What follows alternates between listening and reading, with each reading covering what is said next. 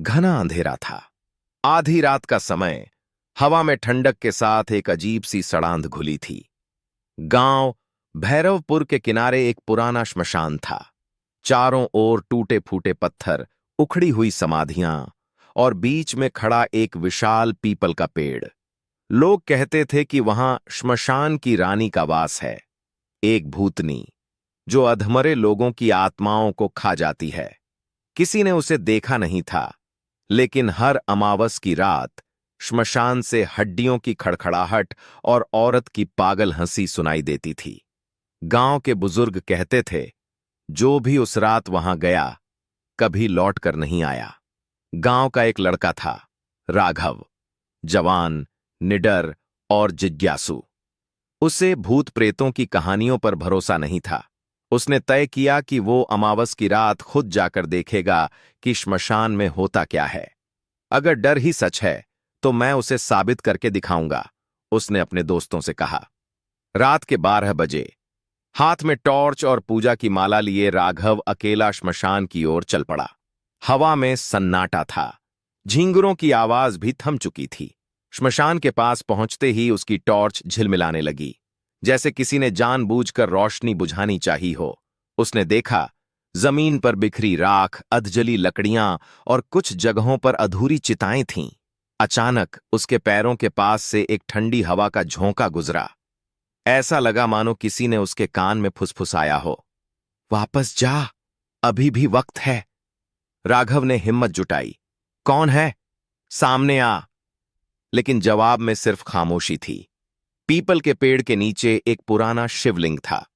उसने माथा टेका, तभी जमीन उसके नीचे से थरथराने लगी, जैसे कोई भारी चीज जमीन के अंदर से उठ रही हो। धीरे धीरे मिट्टी हटी और वहां से निकली एक कंकाल जैसी आकृति, जिसकी लाल जलती आंखें, लंबी जीभ और सिर पर कांटों का मुकुट था। उसके सिर से हरे धुएं की लपटें उठ रही थीं। वो बुरी तरह झुकी हुई थीं, लेकिन जब उसने सीधा खड़ा होना शुरू किया तो उसका कद 7 फुट से भी ज्यादा हो गया। राघव की सांस रुक गई, उसकी टॉर्च गिर पड़ी। वो आवाज आई, कौन है जिसने मेरी नींद तोड़ी? राघव डर के मारे पीछे हटने लगा। उसकी आंखें उस प्राणी पर टिक गईं। वो थी श्मशान की रानी, एक ऐसी आत्मा जिसे सैकड़ों साल पहले गांव वालों ने जिंदा जला दिया था। कहा जाता है कि वह एक साध्वी थी जिसने मृत्यु के रहस्यों को जान लिया था, पर लोगों ने उसे डायन कहकर मार डाला। अब उसकी आत्मा हर अमावस को जागती थी और जो भी उसकी नींद भंग करता वो उसकी आत्मा को अपने साथ खींच लेती। रानी बोली, तुम मनुष्य जिस सत्य को झूठ समझते आए, आज उसी सत्य का शिकार बनोगे। उसकी लाल आंखें और चमक उठीं और उसकी जीभ जमीन तक लटक गई। उसने अपने नुकीले पंजों से राघव को पकड़ लिया। राघव ने भागने की कोशिश की, पर उसके पैर जमीन से चिपक गए थे, जैसे कोई अदृश्य शक्ति उसे पकड़ चुकी हो। उसने माला उठाई और जोर से एयूएम नमः शिवाय जपना शुरू किया। श्मशान की रानी चीखी, मंत्र नहीं, अब कोई नहीं बचा सकता तुझे।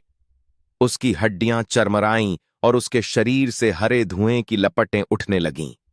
उसने अपना मुंह खोला जिसमें सिर्फ अंधेरा था, और वो अंधेरा राघव के चारों ओर घूमने लगा। राघव की चीख हवा में गूंज उठी, बचाओ, कोई है। लेकिन वहां कोई नहीं था, सिर्फ जलती आंखों वाली वो रानी जो धीरे धीरे राख में बदलते राघव को देख रही थी। अगले दिन गांव वाले जब श्मशान पहुंचे तो उन्हें सिर्फ राघव की टॉर्च और राख का ढेर मिला।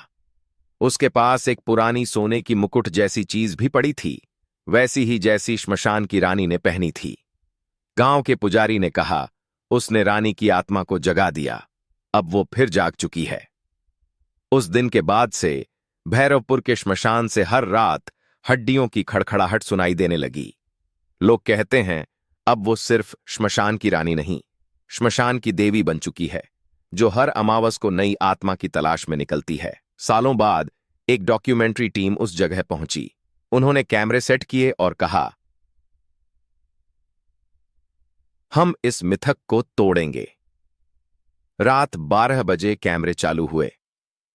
पहले कुछ मिनट शांत रहे, फिर अचानक कैमरे की स्क्रीन पर दिखा लाल आंखों वाला कंकाल, जिसकी जीभ बाहर निकली थी और सिर पर हरे धुएं का ताज जल रहा था। कैमरा गिरा, आवाज आई, कौन है जिसने मेरी नींद तोड़ी?